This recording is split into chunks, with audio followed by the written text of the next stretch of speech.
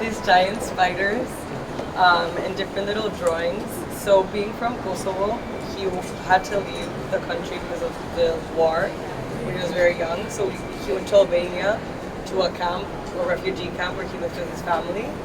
And then he came back to Kosovo and he found his school completely shattered. And what he found was a lot of desks. And he was very inspired by all the doodles that kids do in desks because it's so universal. Like you can be in the middle of a war, in the middle of a crisis, or just an everyday life, and everybody doodles in their desks. They're vandalizing the desks. So these little drawings are inspired by that, and he brought them into a different scale. So the ones in the Met were huge, like 4 meters tall, versus now they're little tiny as well. So just this continuation of this series called the Avetare, which means alphabet in Albanian. Is this one piece? No, these are all individual works and they're all unique, so there's no additions. Of course. This is Kari Mitsuta. I don't know if you guys know. Do you read more about it? It's Kari Mitsuta is the name of the gallery. And they have a location, as they said, the flagship, so to speak, is in Mexico City, but they have a beautiful space in Chelsea as well. Just down the road. All right. Let me know if you have any questions. Yeah. Thank you.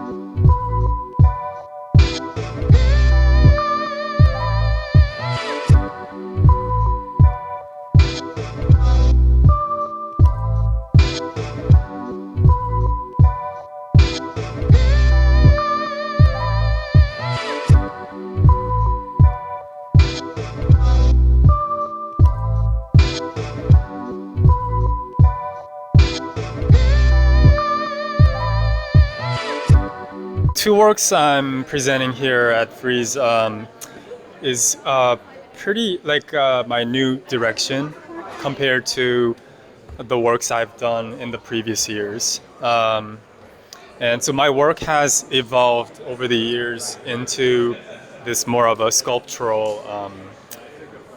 We would probably, still call this a painting, but I would like to think of it as more of this, sculptural painting. And yeah, in this work, I'm taking a form of a female torso. It's actually based off of Aphrodite torso, and I believe the outline that I'm taking is from one of the collections in the Met Museum in New York. And yeah, so I've made a shaped panel, and then linen was stretched over it, and I'm painting using traditional oil medium with what I call the frame in cast resin. So yeah, the resin is framing the piece and has been secured to the sides of the work. And a little detail here is that this over here would be a mother of pearl inlay that's been directly inlaid into the linen and the panel on the surface. So this piece here is also kind of similar, but takes a different inspiration than that piece. In that so one of my favorite artists of all time is Rene Magritte, and this painting is titled after one of his paintings titled "The Empire of Night," where he has a daylight or day sky with a kind of dark landscape at the bottom of the canvas to have this kind of very cool like combination of landscape. So here I'm taking a similar theme as Magritte's painting, but I'm making this more of a darker theme than his paintings, and I'm also taking the same approach with the framing of the piece in cast resin.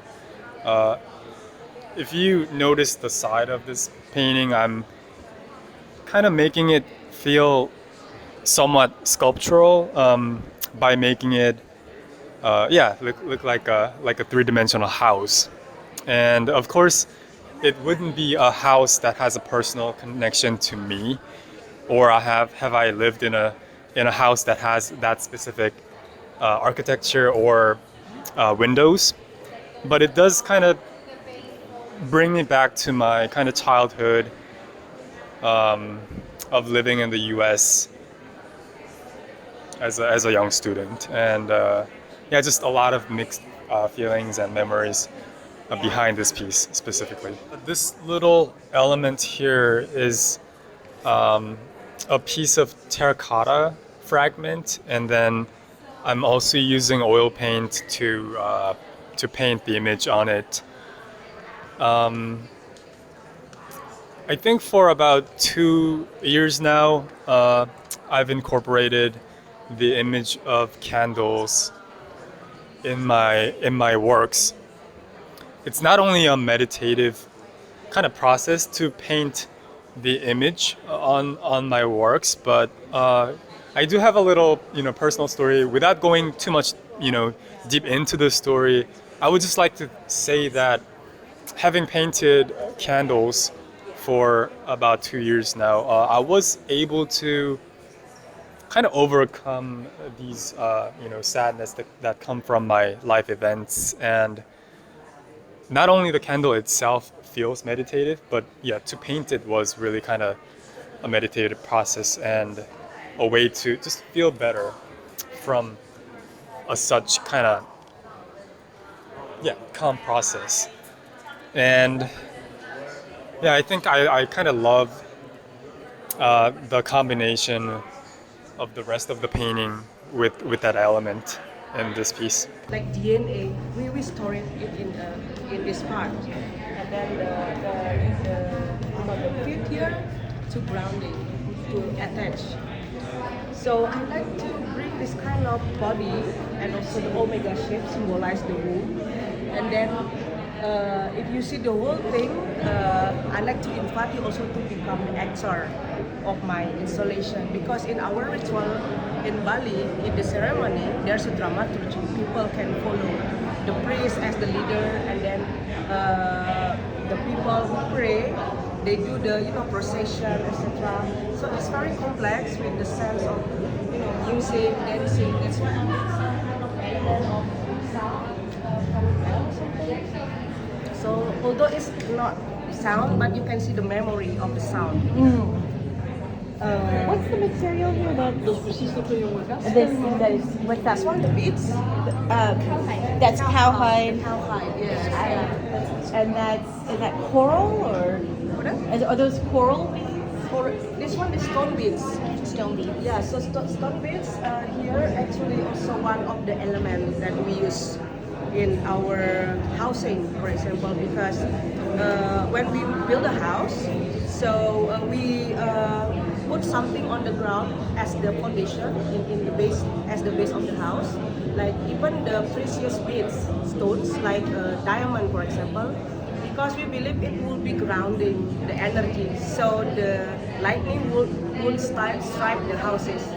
It's kind of like Eastern technology to dealing with the nature. Interesting. Yes, yeah. Ancient Eastern technology. Yeah. So they bury the precious beads, stones, diamond, something in the ground as a base of the house. Would you mind talking for a minute about the tongue, the kali yes. and the tongue? Yes. So the shape of the fabric inspired by the Kali, the goddess of destruction, but we believe it's not like literal translation of destruction. It's like a face, because in concept of time we didn't believe linear time as linear, but it's cycle.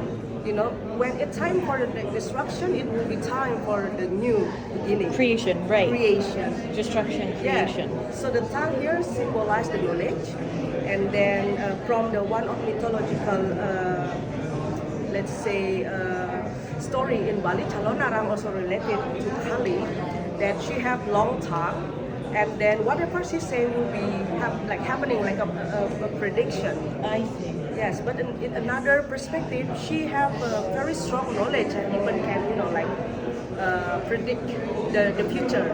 Yeah, something like that. Yeah. Very interesting. English is impeccable. Thank you. Impeccable. I've been to Singapore many times. I was supposed to be in Bali once, but I never made it. Thank you. Thank you.